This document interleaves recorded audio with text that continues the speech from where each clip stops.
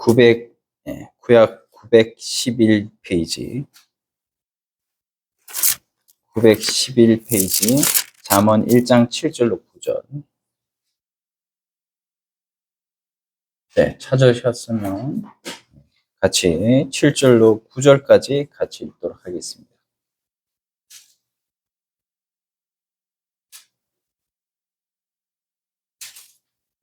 네, 911페이지. 찾으셨나요? 같이 읽겠습니다. 여호와를 경외하는 것이 지식의 근본이거늘 미련한 자는 지혜와 훈계를 멸시하느니라. 내 아들아, 내 아비의 훈계를 들으며 내 어미의 법을 떠나지 말라. 이는 내 머리에 아름다운 관이요 내 목에 금사슬이니라. 아멘.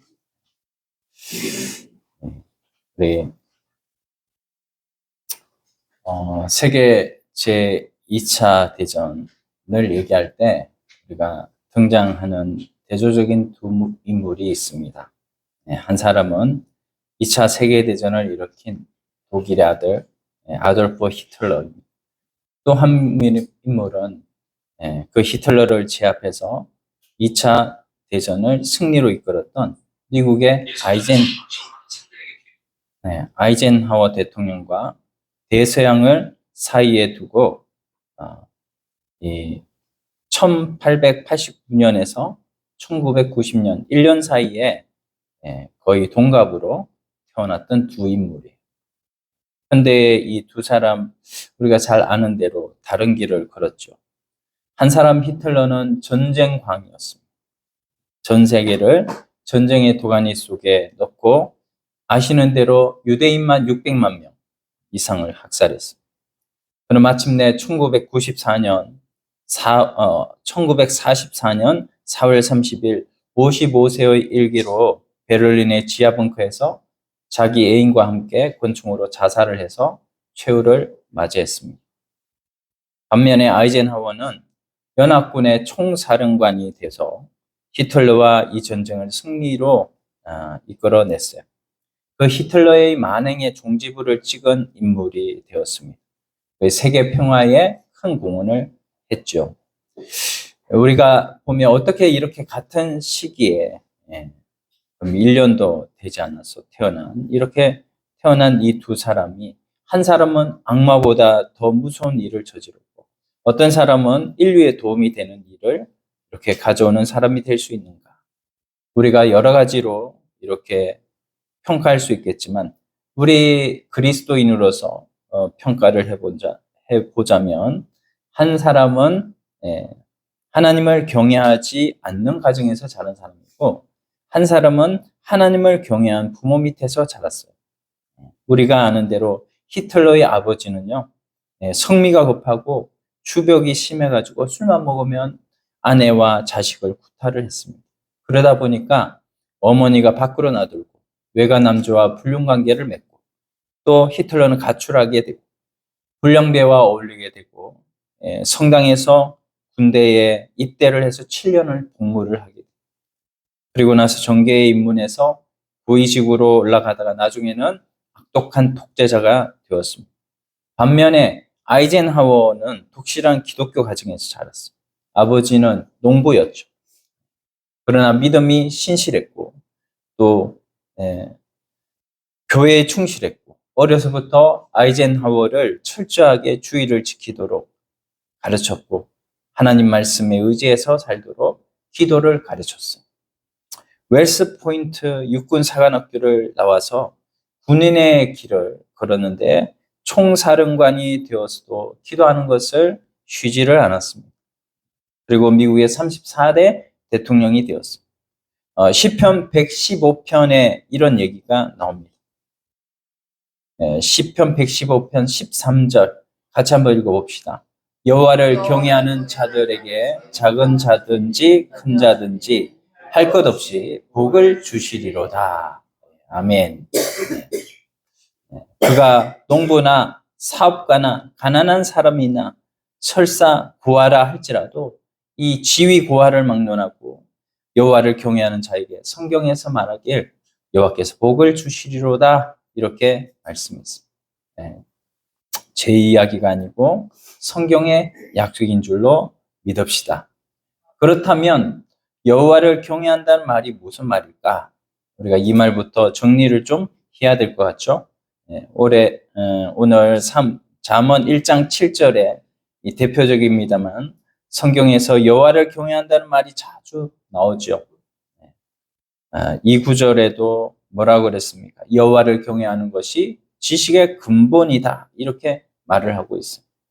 경외라는 말은 히브리어로 이르아라는 단어입니다. 이 뜻은 인간이 하나님을 향해 가지는 거룩한 두려움. 인간이 하나님을 향해 가지는 거룩한 두려움이라고 말하니까 우리가 보충 설명을 하자면 이게 노예가 주인한테 가지는 수동적인 두려움. 주인이 자기를 못 살게 굴 거니까 그저 주인한테 잘 보기 위해서 수동적인 두려움을 가지는 이런 노예가 가지는 두려움이 아니라 마치 자식이 아버지를 공경해서 능동적으로 두려워서 또 공경해서 이렇게 아버지 말씀을 순종하는 이런 두려움이죠. 그래서 이런 경외, 이것을 경외라고 하는 겁니다. 그래서 하나님을 내 창조주요 구원자로 모시고 그 하나님만을 사랑하고 공경하는 것을 여호와를 경외한다, 이렇게 표현을 하고 있습니다.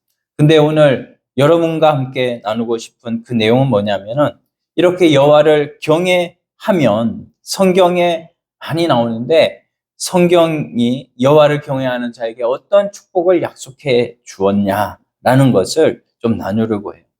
대충 6가지인데 한번 보시면 성경이 약속하는 약속들, 경외하는 자, 하나님을 경외하는 자.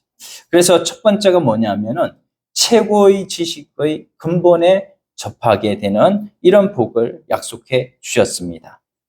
두 번째는 뭐냐면은 여호와를 경외하는 자에게 수고한 대가를 먹게 하셔요. 세 번째는 뭐예요? 매사에 형통한 은혜를 받게 하십니다. 네 번째는 재앙을 당하지 않게 하셔요. 다섯 번째는 풍요한 양식의 약속을 받습니다. 여섯 번째는 뭐냐면 치료의 강선을 비추어 주셔요. 자, 우리 첫 번째로 보면 최고의 지식의 근본에 접한다. 여기에 보면은 뭐예요? 지식의, 여호와를 경외하는 것이 지식의 근본이거늘 이렇게 말씀하고 있죠. 그래서 지식의 근본에 접합니다. 따라서 합시다. 지식의 근본에 접한다. 지식의 근본에 접한다. 우리가 특별히 21세기를 무한 경쟁의 시대라고 그러잖아요. 어떤 분야에서든 최고가 아니면 살아갈 수 없다는 말인데 이 어떤 세계에서는 최고가 될 수 있는 실력을 우리가 갖춰야 되잖아요. 그래서 최고의 실력을 갖추기 위해서 어떻게 합니까?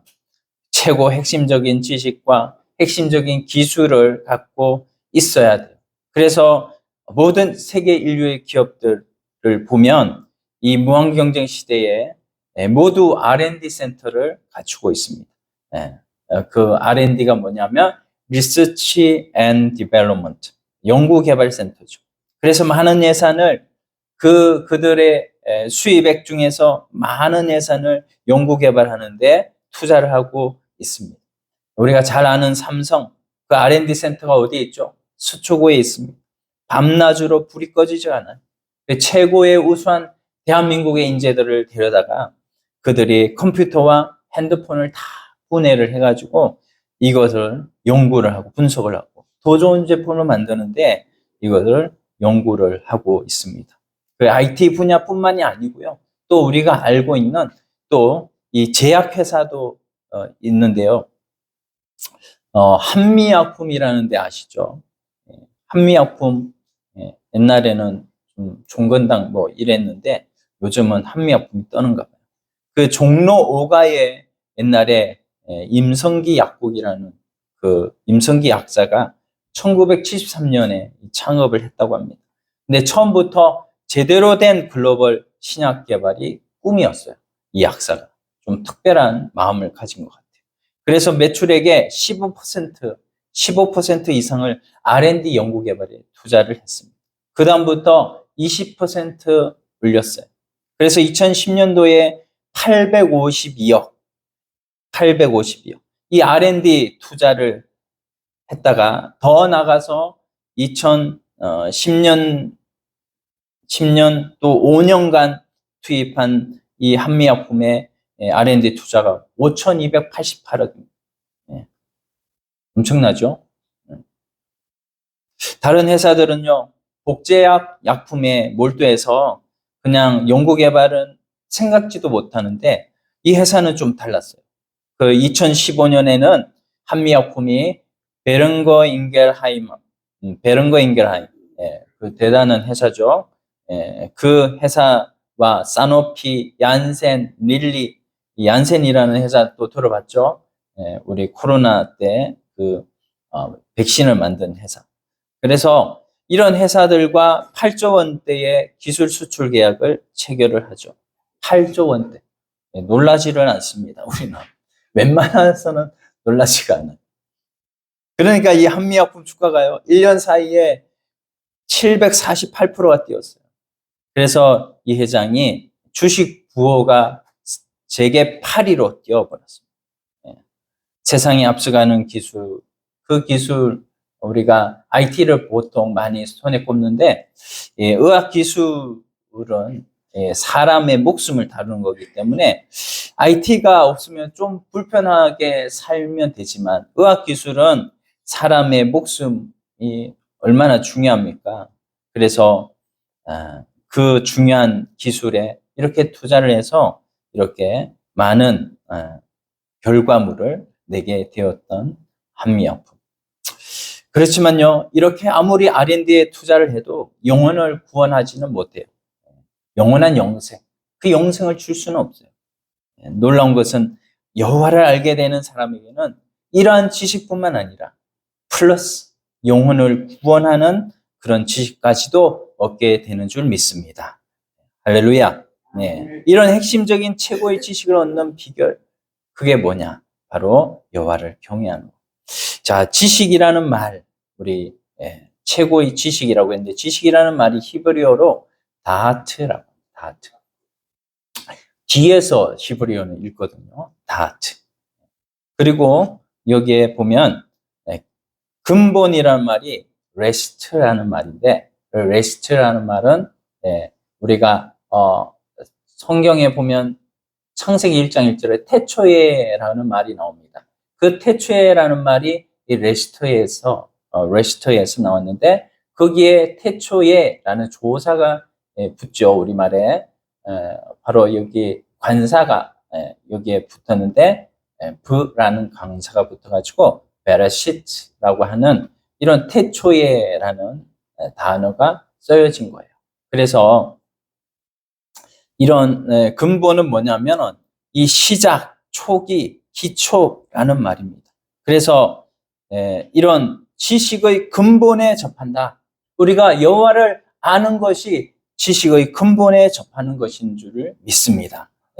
우리가 다른 것, 지식 많이 추구하고 지식을 많이 아는 것 중요하지만 최고의 지식은 뭐냐면 여호와를 경외하는 것 줄 믿습니다. 거기에 여호와를 경외하면 우리가 또 무슨 지식을 얻냐? 구원 얻는 지식을 또 얻기 때문에 이게 바로 최고의 지식이고, 우리가 가장 포커스를 맞추고 힘을 써야 하는 것이 바로 성경, 우리 하나님을 경외하는 지식에 포커스를 맞추고, 여기에 따라서 오늘날 많은 사람이 그런 삶을 살고 있습니다. 그래서 우리 모든 지식의 핵심을 하나님이 우리에게 주시는데, 거기에 핵심은 뭐냐면 성경을 통해서 여호와를 경외할 줄 아는 지식, 여기에 우리가 최선을 다하시기를 바랍니다. 자, 두 번째는 뭐냐면 또 우리에게 하나님께서 여호와를 경외할 때 우리에게 무슨 은혜를, 무슨 결과를 주시는가? 바로 그것은 손으로 수고한 대가를 먹습니다. 손으로 수고한 대가는 뭘까요? 여러분, 시편 128편 1절 2절 한번 같이 읽어봅시다. 여호와를 경외하며 그 도에 행하는 자마다 복이 있도다. 내가 내 손이 수고한 대로 먹을 것이라. 내가 복되고 형통하리로다. 아멘. 네, 사람이 자기의 수고한 것보다 훨씬 더 가지려 한 욕심이 있잖아요. 그래서 우리가 불로소득이라는 것도 내가 가질 것보다 더 많이 가지는 것. 그래서 우리가 불로소득, 일확천금 이런 말도 있는데 그런데 여러분 미국의 어느 신문사 기자가 미국의 경우 이제 복권에 이렇게 당선된 사람으로 미국은 액수가 좀 커요. 그래서 110억 이상이고 이렇게 미국은 그 110억 이상 복권에 당첨된 사람을 어떤 기자가 조사를 해봤습니다. 70명, 그 110억 이상 복권에 당첨된 사람 70명을 기자의 눈으로 연구를 했는데 그 사람들 미래가 어떻게 되었는가? 그 70명 가운데 15명만 빼고 나머지는 전보다 더 불행하게 되어졌다. 이렇게 말하고 있습니다. 가정 파탄, 또 알코올, 마약, 또 엉뚱한 사업에 투자를 해가지고 실패하고 또 주변에 하도 돈 좀 빌려달라고 하는 사람들이 많으니까 갑자기 돈이 많이 생기니까요. 빌려달라고 하는 사람들이 많아요. 그래서 그거 좀 피해 다니고 도망 다니고 하다가 정신병원에 갇혀서 돌아간 사람도 있고 여러분 그러므로 자신이 한 일보다 더 많은 것을 얻으려고 하는 기대를 하지 마시기를 바랍니다. 일확천금을 바라지 마세요. 대박 행제를 바라지 마세요. 그래도 어떤 사람은 그럽니다. 목사님, 그래도 벼락 한번 맞아보고 싶어요. 무슨 벼락? 돈벼락. 그러나 여러분 그것은 한 번만 상상해 보시면 좋겠습니다. 사람을 버립니다. 예배 끝나고 여러분 가보면 얼마나 이 복권 판매점에 사람들이 많은지 전부 다 긁고 있어요. 전부 다 뭐 쏘고 있어요. 그러나 그렇게 일확천금이 된 사람들 그렇게 행복한 결말을 맺지 못합니다. 따라서 하나님이 주신 복은 이렇게 우리에게 손이 수고한 대로 먹는 것이 하나님이 주신 복이다. 그게 최고의 복인 줄 믿으시기를 바랍니다. 그게 뭐 대단한 거냐? 손이 수고한 대로 먹는 게 당연한 거지. 근데요, 실제로 그렇게 손이 수고한 대로 우리가 많이 먹습니까? 여러분이 뿌린 대로 열매를 다 거둬들이고 계십니까? 사업한 대로 다 성공하고 계세요? 여러분이 공부한 대로 다 잘 됩니까? 내가 수고한 대로 그렇게 내가 농사한 대로 자식 농사 원하는 대로 살 때요. 쉽지 않습니다. 내가 수고한 대로 먹지 못하는 게 얼마나 많은지 몰라. 반찬을 자지 못하고 주월동 살동 이렇게 열심히 노력을 했는데 갑자기 사고가 나서 다 날아가 버려요. 병에 걸려서 다 날아가 버리고 은행에 넣어뒀는데 어디에 투자했는데 어느 날 보니까 찌꺼기만 남고 다 날아가 버립니다. 그래서 시편 127편 1절에 이렇게 말씀 같이 읽겠습니다. 여호와께서 집을 세우지 아니하시며 세우는 자의 수고가 헛되며 여호와께서 성을 지키지 아니하시면 파수꾼에 깨어 있음이 헛되도다. 아멘. 하나님이 주권을 가지고 모든 생사복과 흥망성쇠의 주권이 우리 하나님께 있음을 믿읍시다. 아침에 일찍 일어나 수고를 하고 저녁까지 피곤해서 묵고 그렇게 열심히 노력하는데도 결국은 남는 게 없을 수 있다는 거예요. 그래서 우리가 뭐예요? 하나님이 복 주셔야 될 줄로 믿습니다. 여호와를 경외하는 자에게 하나님께서 이렇게 손으로 수고한 대가를 반드시 먹게 해 주십니다. 우리 하나님 앞에 그런 하나님을 믿고 열심히 주를 경외하는 이 삶을 잘 살아가시기를 예수님의 이름으로 축원드립니다. 세 번째는 매사에 형통한 은혜를 받습니다. 시편 128편 2절에 내가 복되고 형통하리로다. 우리 형통한 것은 무슨 말이죠? 막힌 것이 없이 뻥 뚫린다는 말이죠. 막히지 않고 쭉쭉 일이 잘 빠져나가. 형통. 근데 여호와를 경외하는 사람, 하나님을 잘 믿는 사람, 그 하는 모든 일들이 정말 잘 되던가요? 여호와를 경외하니까 열심히 교회 다니니까 모든 게 다 잘 술술술술 풀리던가요? 여러분, 안 믿는 사람보다 훨씬 안 된 경우가 많아요. 잘 믿는데도 불구하고. 그러면 무엇이 형통하단 말이냐? 우리 성경에서 한 인물을 분석해 볼 필요가 있습니다. 창세기 39장 2절에 다음과 같이 말을 해요. 같이 읽어봅시다. 여호와께서 요셉과 함께 하심으로 그가 형통한 자가 되어 그의 주인 애굽 사람의 집에 있으니. 아멘. 네. 형통이란 말이 나와요. 요셉이 진짜 우리가 보기에 그런 형통한 삶을 살았죠. 네. 정말 그렇습니까? 요셉을 보면 형통했다는 말과는 좀 거리가 있어요. 사실은. 그는 일찍이 어머니가 돌아갔잖아요. 라헬. 또 형들에게 뭐예요? 왕따도 당하죠. 그렇지 않아도 서러운데 왕따 당하고 미움받고 구덩이에 빠져서 죽을 뻔하고, 지가 빠진 게 아니고 형들이 구덩이에 빠뜨렸어요. 그래서 종으로 또 팔려가고 노예 생활을 또 하게 되고, 그 노예 생활을 하는데 요셉이 좀 형통하게 되는 것 같아요. 가정 총무로까지 되었어요. 열심히 종살이를 해서. 근데 그 가정 총무로 승진을 했는데 또 뭐예요? 주인장 부인이 또 유혹을 하네. 그렇게 해가지고 거기에 거절을 하니까 또 요셉을 뭡니까? 자기 성폭행했다고 또 고발을 하면서 요셉이 감옥에 들어가는데, 그 감옥에서 요셉이 또 어떻게 합니까? 거기에서 열심히 또 사니까는 거기에서 뭐예요? 최선을 다하니까 또 교도소의 모든 총무를 다 맡겨요.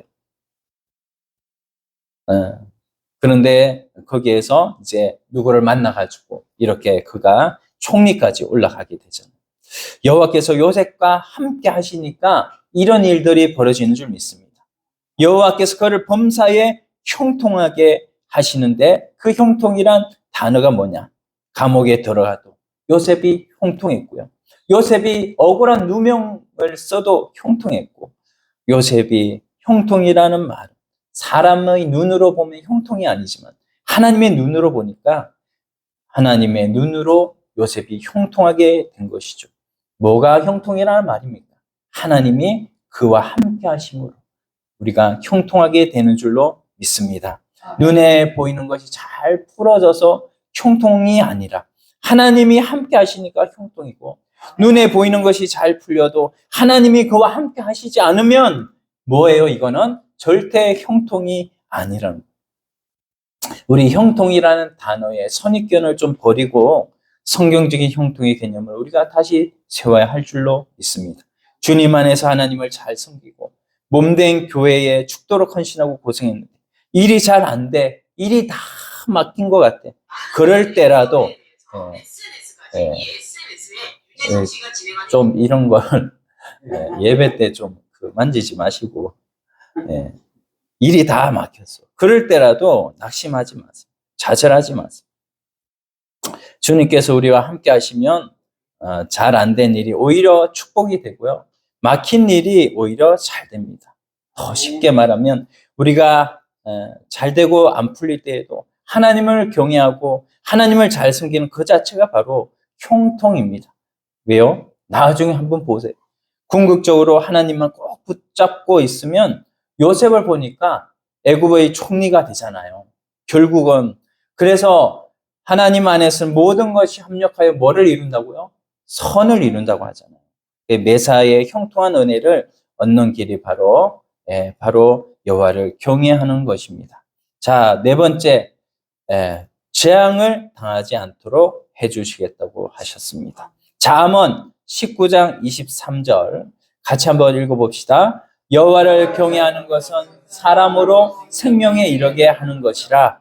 여호와를 경외하는 자는 족하게 지내고 재앙을 당하지 아니하느니라. 아멘. 따라서 합시다. 재앙을 당하지 않습니다. 재앙을 당하지 않습니다. 그러니까 이 말은 뭐냐면 재앙을 당해도 재앙이 아니고 재앙이 축복으로 변한다는 그런 뜻입니다. 아멘. 유럽의 옛날 어떤 나라에 이런 일이 있었어요. 왕이 지배하는데 자신이 아끼던 보석을 잃어버렸어요. 어디다가 놔뒀는지 모르겠어요. 그래서 광고를 냈습니다. 전국에 누구든지 30일 안에 보석을 찾아오는 사람에게 내가 큰 보상을 하겠다.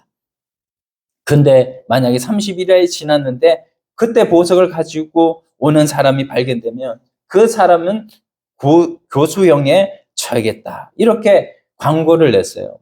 근데 얼마 후에 유대인 학자 한 사람이 그 보석을 어디서 가지고 왔어요. 안타깝게 30일이 지났어요. 죽을 각오를 하고 이 왕에게 보석을 바치기로 하고 갔어요. 그래서 왕이 이상하니까 그 사람에게 물었어요. 그대는 그동안 외국에 가 있었는가? 아닙니다. 국내에 있었습니다. 그럼 내가 낸 광고를 보지 못한 게로군. 아닙니다. 다 알고 있었습니다. 그럼 왜 30일 지난 걸 알고도 가져왔나? 사형을 자원한단 말인가? 그러자 이 유대인 학자가 이런 말을 합니다. 사형이 두려워서 이 보석을 바치는 것이 아니라 하나님이 두려워서 이 보석을 바치는 것입니다. 이렇게 얘기를 하는 거예요.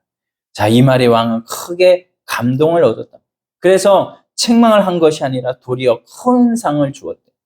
여러분, 죽을 상황에서도 하나님을 진심으로 경외하는 사람은 살 길이 열릴 줄로 믿습니다. 사망의 그물에서 벗어나게 되는 거예요. 재앙을 당하지 않게 되는 거예요. 우리가 이 세상에 사는 동안에는 사람의 눈치, 비위에 맞춰서 살아갈 수 있어요.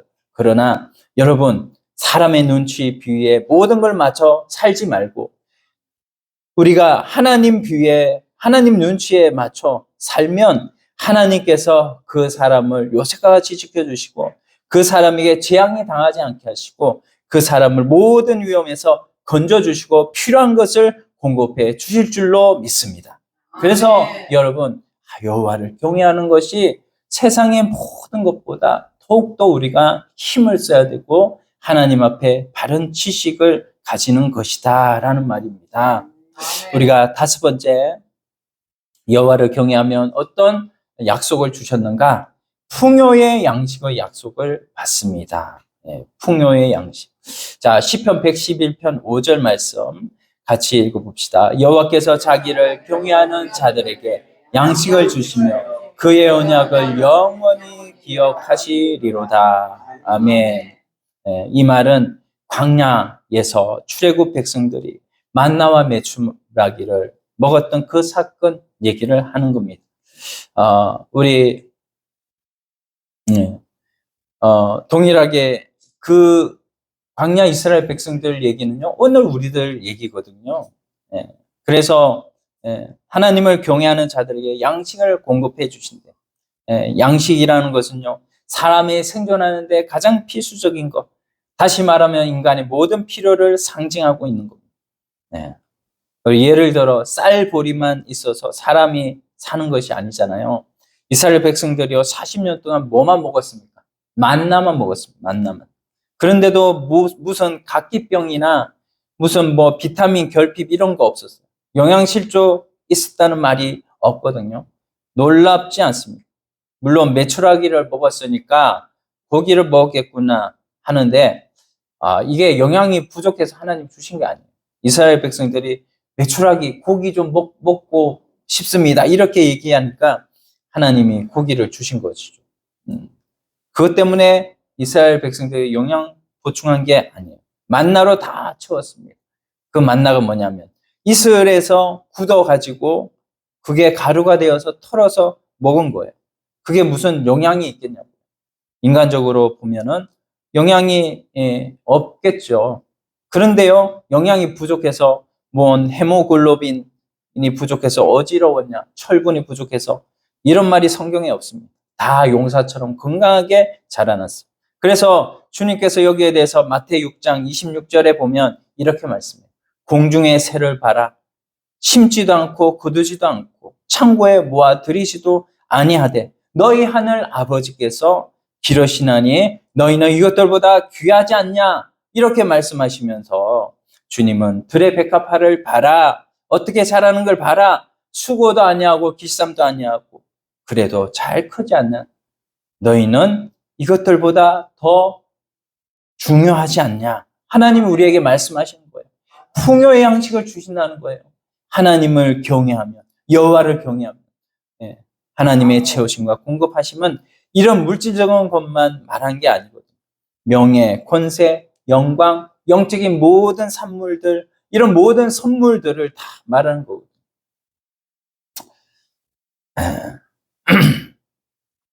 그래서 시편 39편 9절로 10절 말씀에 너희 성도들아 여호와를 경외하라. 그를 경외하는 자에게 부족함이 없도다.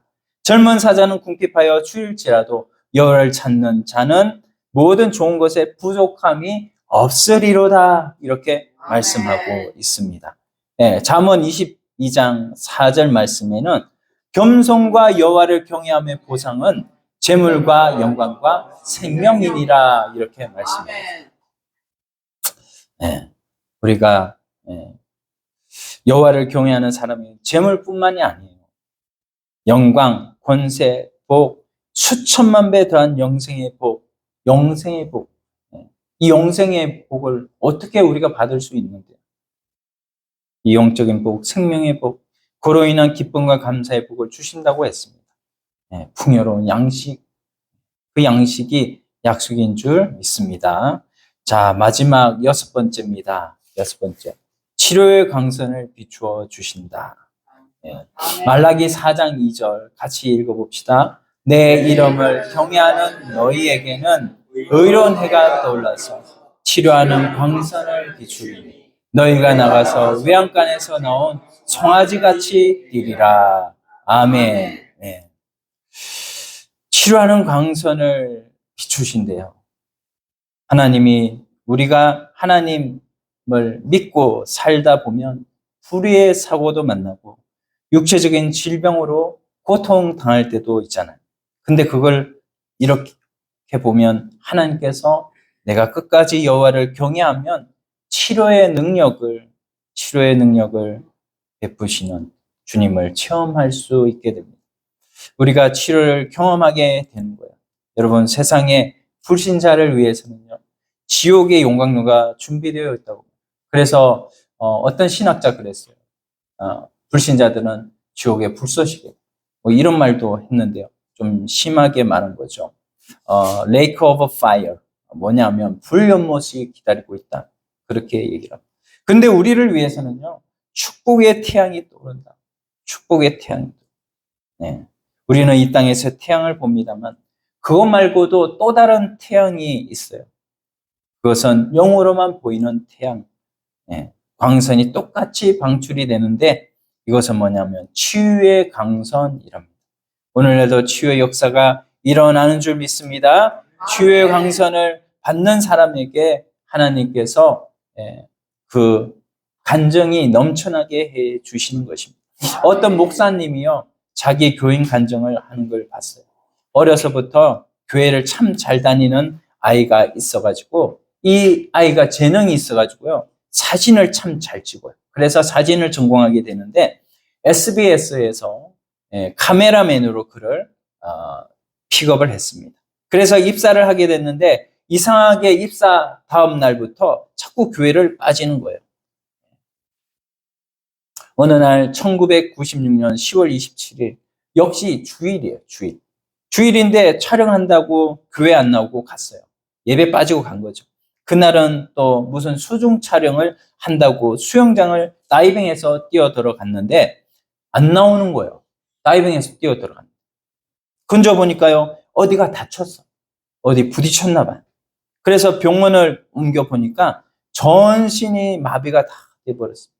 아버지가 가서 보니까 몸에는 쇠를 받고 무거운 추를 달아놓고 코와 입에다가 호수를 꽂아놓고 아들이 비참한 모습이 되어 있는 거예요. 아버지는 그때부터 교회에 나오기 시작했어요. 여러분, 그 아들이 나가는 교회에 나갑니다. 원래 나가던 분이 아니에요.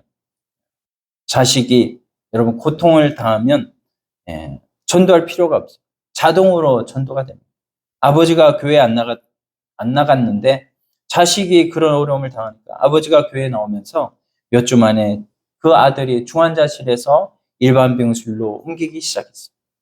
그 담임 목사님이 스케줄이 너무 바빠서요. 전화로 간절히 기도를 해줍니다. 근데 담임 목사님이 기도를 받는 순간에 자기의 모습에 문제가 보이기 시작했어요. 내가 너무 입사한 이후에 세상과 벗되어 살고 주일 성수 못하고 그리고 뭐가 된 듯이 자기가 SBS 들어갔으니까 교만하고 이걸 그때부터 철저하게 회개하기 시작해요. 다친 지 2달이 지났을 때 교회에 성찬식을 하는데 그 어머니가 기도하시다가 갑자기 성찬의 장과 떡을 받아가지고 아들이 있는 병원에 가서 그 아들에게 성찬을 전달했고 먹였어요. 한 방울도 안 떨어뜨리고 다 먹게 했어요. 더 놀라운 것은 희한한 것이죠. 성찬을 받고 난 다음에 치료의 강선이 그에게 이제는 부축을 받으면서 일어나고 걸을 수가 있게 됐어요.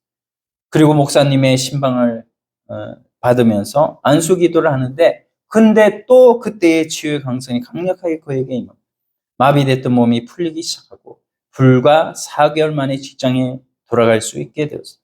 그리고 결혼도 하고 아들도 낳고 지금은 카메라 감독으로 승진을 해서 주일 성수를 참 잘하고 있다고 했습니다. 목사님이 자기 교인을 자랑하면서 간증하는 것을 들었는데 여러분 우리가 세상도 얻고 하나님도 얻을 수는 없어요. 세상을 얻은 후에 하나님을 얻겠다 하면 둘 다 놓쳐버려요. 항상 우선적으로 아무리 세상이 부패하고 타락한 시대가 될지라도 적어도 한 가지만큼은 놓치지 않을 게 있어요. 여호와를 경외하는 것만큼 절대 놓쳐서는 안 되는 것입니다. 여호와를 경외하는 것을 굳게 붙잡으세요. 이 길 외에는 우리가 하나님의 은혜를 받을 길이 없어요. 앞으로 점점 세상은 험해질 거고 이제는 종말을 향해 엄청나게 빠른 속도로 가속도가 붙을 거예요. 이제는 여러분 믿음 하나 지키기가 쉽지 않아요. 3년 동안 팬데믹 지나면서 교회가 쑥대밭이 돼버린 거 우리가 봤잖아요. 이건 아무것도 아니에요. 연석 게임. 우리가 어떻게 우리 믿음을 지켜갈 것인가. 놀라운 것은 여호와를 경외하면 여호와를 경외한다는 것은 뭐냐면 말씀을 지킨다는 것이고 계명을 지킨다는 거예요. 하나님께서 우리에게 6가지 약속을 해주셨으니까 그 약속을 바라보면서 오늘 내게 주신 이 말씀을 계명을 여러분 최선을 다해서 꼭 지키시기를 바랍니다. 첫째, 최고의 지식의 근본을 접하게 된다. 최고의 상상할 수 없는 지식을 여러분이 접하게 될 것입니다. 그리고 구원의 지식을 얻잖아요. 두 번째, 손으로 수고한 대가를 먹게 됩니다. 그리고 매사에 평안을 느끼게 됩니다. 재앙을 당하지 않고 보호해 주시고 풍요로운 양식을 약속해 주시고 치료의 강선을 비추게 해주시고 여러분 이런 약속을 받는 비결 그것은 바로 여호와를 경외하는 것, 말씀을 경외하는 것, 계명에 순종하는 것. 우리에게 한 계명에 순종하다가 여러분 거기에 대해서 우리가 죽음을 당할지라도 그 한 계명 순종하여 죽음 당한 그 순교의 일을 우리 하나님께서는 영원토록 기억하시고 모든 사람의 입에 그를 영원토록 칭송받게 하여 주실 줄로 믿습니다. 말씀 하나에 최선을 다해서 살아가는 저와 여러분들이 다 되기를 소원합니다. 오늘 말씀 생각하시면서